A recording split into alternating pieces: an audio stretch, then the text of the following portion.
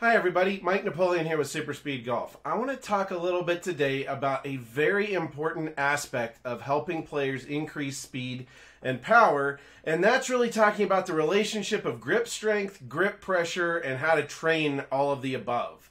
I have with me our brand new Super Speed Squeeze, and this is kind of the result of a lot of this research that we've done, but I want to kind of show you how by the numbers this works and why we released this product in the first place.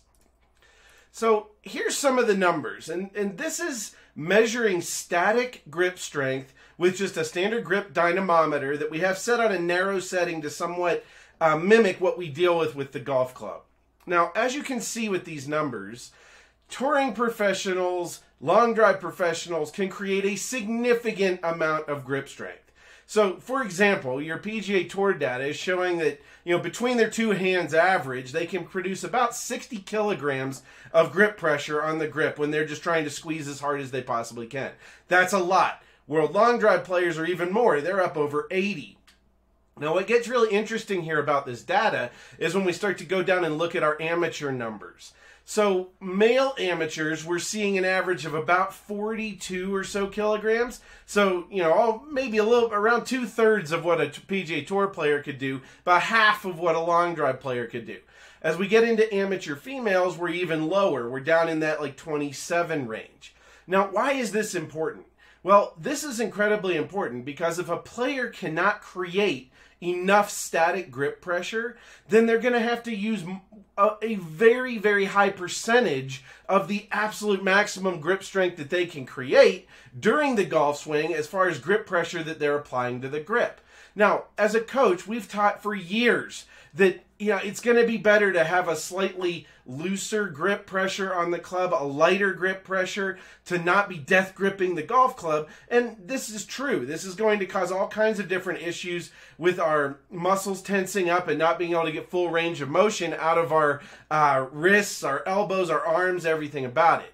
However, one of the keys here that we've missed, I believe, as coaches for a long time, is we've never really measured how much grip strength a player has and how that makes them either capable or not capable of using a light amount of grip pressure and still being able to control the club effectively. So here's some more really cool data. This is going to show comparatively during the golf swing how much grip pressure these different groups of players use. Now you can see if we look at the very top end here with our long drive professionals, they do use a light amount of grip pressure, about 53% of their max. However, that 53% is still a peak of about 44 kilograms of pressure during the swing. Tour players use a little more. They're on about a 58% of max range, and that's usually about 35 kilograms during the peak during the golf swing, which tends to happen, by the way, during the transition of the swing when we're actually changing direction and having to make the club change direction. Now, our male amateurs are using a lot more. They're using about 75% of their peak. Now, I think that's getting into a range where we may actually be using too much grip pressure relative to our capacity to really get the full benefit out of good control of the golf club, stability through the shot, or even stability through different lies like hitting it through the rough.